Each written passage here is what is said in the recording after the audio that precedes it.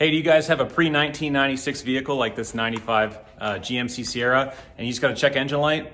Well, I just got a check engine light on mine and I've got one of these scanners and I figured, you know what, I'll just go plug it in and read the code. Well, if it's older than 96, good luck with that, because in 1996, they standardized the onboard diagnostics, or OBD2, to this style, right? So you can go to any AutoZone, you know, pretty much anywhere, and they will read it for you, or you can have your own thing. But prior to 1996, that was not an option. Each manufacturer had their own type of plug, meaning it was unique through each different vehicle, and therefore there was not a standardized thing. So what do? Well, the first thing I did was I just called up a couple places and said, hey, can I bring my truck by and have you guys read the code for me? And all of them hemmed and hawed and said, oh no, let's see, I don't think, it's gonna cost a lot of money.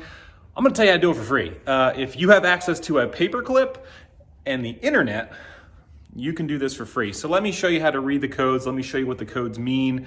And then we'll just run through the issue that I was having with my truck and hopefully how to fix it. Check it out. Step one, let's go ahead and turn the vehicle off.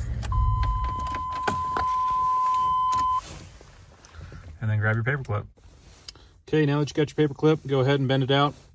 We are gonna short two connectors and then turn the key on, and then we will film the number of blinks. Now 12, so you're gonna get one long blink and two short blinks, is gonna be how the sequence starts. And then after that, you will get your codes. And then finally, it'll, I think, blink 12 again, I believe, to let you know that it's done showing you codes. So, and then we will turn the key to the on position, and hopefully we can count the blinks.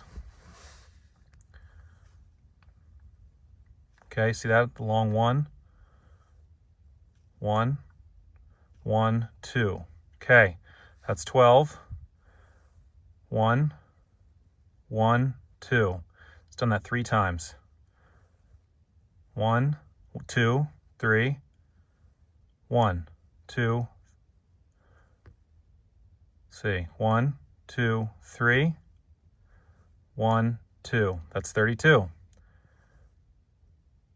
1, 2. Go ahead, turn your key off, pull your connector out, and then let's look up what 32 is. First things first, we're gonna go ahead and remove the air box. Let me hit you with the zoom. Okay, let me point out some things. So basically, you've got your map sensor right here. That's got an electrical connection to it, and I think it's got a vacuum line as well. And then this right here is your EGR. So basically this vehicle has seen some things, right? It's got 177,000 miles on it. First thing I did was went and looked to see if the vacuum hose was broken, because if the vacuum hose is broken, which would be this line right here, and you're not getting a good signal, you know, over to your EGR, that could be the problem. But for about 40 bucks, you can pick up one of these things new. So my thought was, if this vacuum line is intact and seemingly all right, just buy the new thing, you know, throw it on there and hopefully that'll fix it. I figure, you know, why not grab a map sensor too, because this code can either be an EGR or a map. These things are cheap, and these are the original parts. It's got 177,000 miles. It's a 1995. Just go ahead and replace it.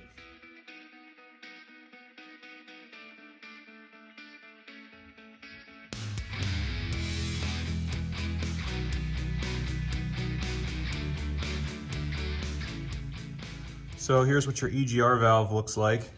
I did notice that one of these was kind of loose, so it's possible maybe over time it kind of rattled loose a little bit, and we were getting some blow by here, I'm not sure. But here's your original EGR, and your new one will come with a gasket, and you do want to make sure that you put the gasket on the right way, because you have a circle on one side and a rectangle on the other, so that is crucial. But here is your EGR removed, and I'll get in there with my flashlight and I will try to get the old gasket material and everything out, so we got a nice surface to mount to. So part number for this, EGV627 from Standard.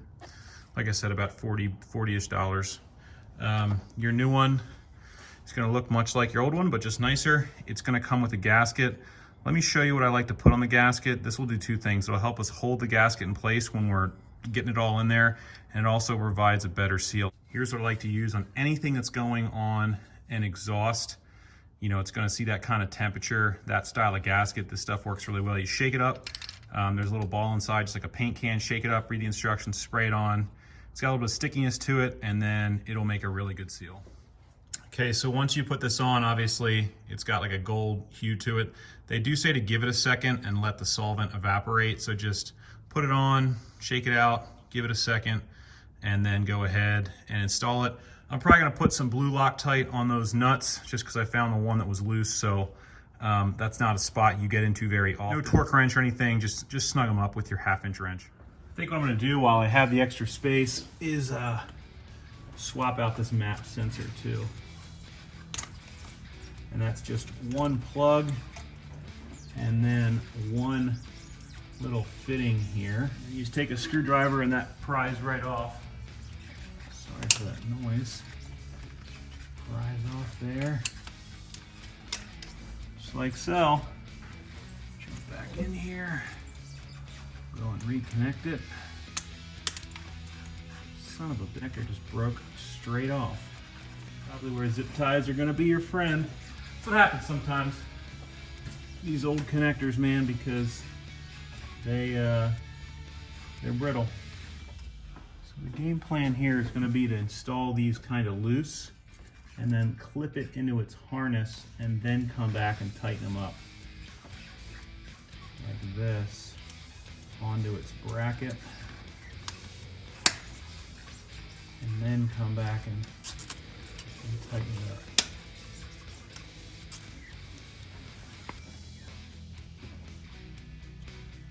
Fish this in here. All right, that was fun. Okay, bolts on there. Like I said, we're gonna hit them with some blue Loctite. Okay. Now the key step here is to drop your bolts and not hear them hit the floor.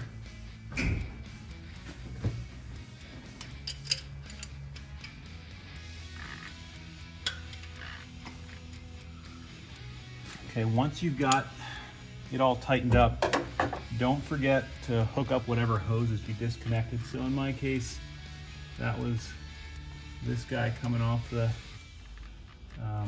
map sensor. Okay, and then that'll be it. That's how you replace your EGR and your map. The last step would be to disconnect your negative battery cable for about 30 seconds. Then hook it back up. That should clear all of your codes. Well, everybody, that about wraps up this video. I hope you found it useful. I've had the truck back on the road.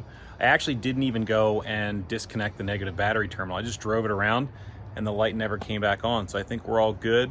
Only cost me about $100 and you got to learn how to read those codes without any fancy tools. So hey, get your truck out there, go work on it, go drive it, go have some fun, and we'll catch you back next time on Truck and Roll. See you later.